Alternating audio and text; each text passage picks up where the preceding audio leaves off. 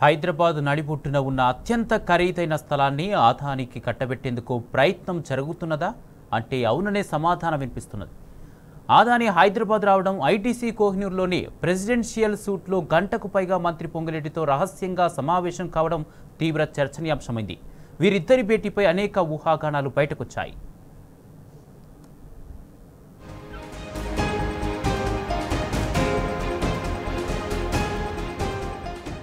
అదానీ కంపెనీలతో రాష్ట్ర ప్రభుత్వం ఒప్పందం చేసుకోబోతున్నట్లు గతంలో ప్రభుత్వం ప్రకటించింది.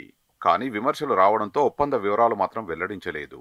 బీజేపీతో సత్సంబంధాలున్న అదానీ గ్రూప్ చైర్మన్ గౌతమ్ అదానీ హైదరాబాద్ రావడం, ఐటీసీ కోహినూర్లోని ప్రెసిడెన్షియల్ సూట్ నెంబర్ 2122లో గంటకు పైగా మంత్రి పొంగులేటితో రహస్యంగా సమావేశం కావడం తీవ్ర చర్చనీయాంశమైంది. ఈ భేటీలో కాంగ్రెస్ పార్టీ వ్యూహకర్త సునీల్ కనుగోలు కూడా ఉన్నట్లు తెలిసింది. అదానీతో భేటీపై ఇటు రాష్ట్ర ప్రభుత్వం కానీ, అటు అదానీ కంపెనీ కానీ అధికారికంగా ఎలాంటి ప్రకటన చేయలేదు. దీంతో ఈ భేటీపై అనేక ఊహాగానాలు బయటకు వచ్చాయి.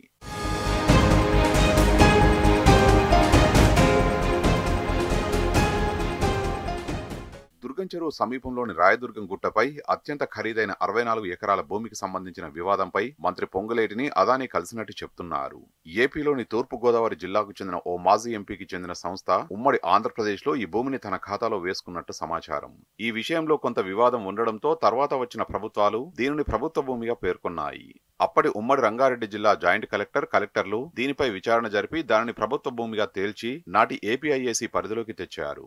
అయితే ఆ తర్వాత ఆ మాజీ ఎంపీ తన పలుకుబడి ఉపయోగించి ఇటీవల ఆంధ్రప్రదేశ్ ప్రధాన కార్యదర్శిగా పదవీ విరమణ చేసిన ఓ అధికారి సాయంతో మళ్లీ తమ పరిధిలోకి తెచ్చుకునే ప్రయత్నం చేశారు. ఆ అధికారి గతంలో హెచ్ఎండిఏలో కూడా పనిచేయడంతో తన పలుకుబడిని ఉపయోగించి ఈ భూమిని అదానీ కోసం మాట్లాడి పెట్టినట్లు చెప్తున్నారు.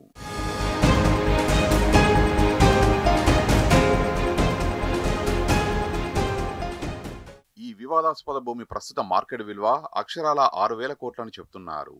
ఇంతటి విలువైన భూమిని తెలంగాణ ప్రభుత్వం నుంచి విడిపించి అదానికి ఇప్పించేందుకు పావులు కదుపుతున్నట్టు తెలిసింది.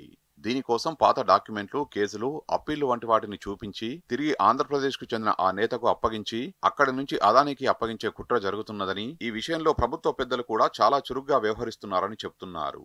అదానితో కలిసి ఈ భూములను తామే తీసుకునే ప్రయత్నంలో ఉన్నారా, లేక ఆంధ్రప్రదేశ్ లో తాను పనిచేసిన పాత పార్టీకి చెందిన ఆ మాజీ ఎంపీ కోసం పైరవీ చేస్తున్నారా అన్న అనుమానాలు వ్యక్తమవుతున్నాయి.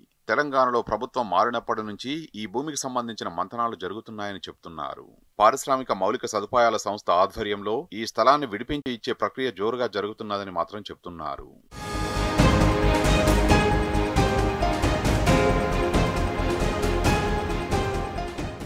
అదానీ వాస్తవానికి ముఖ్యమంత్రి ఇతరులతో కూడా సమావేశం కావాల్సి ఉందని తెలిసింది.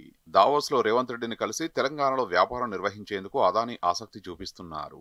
ఈ మేరకు ఒప్పందం కూడా చేసుకున్నారు. దావోస్ ఒప్పందం తర్వాత అదానీ హైదరాబాద్ కు రావడం ఇదే తొలిసారి. పొంగులేటితో భేటీ మీడియాలో ముందే రావడంతో కొంత వెనుకడుగు వేసినట్లు చర్చ జరుగుతున్నది.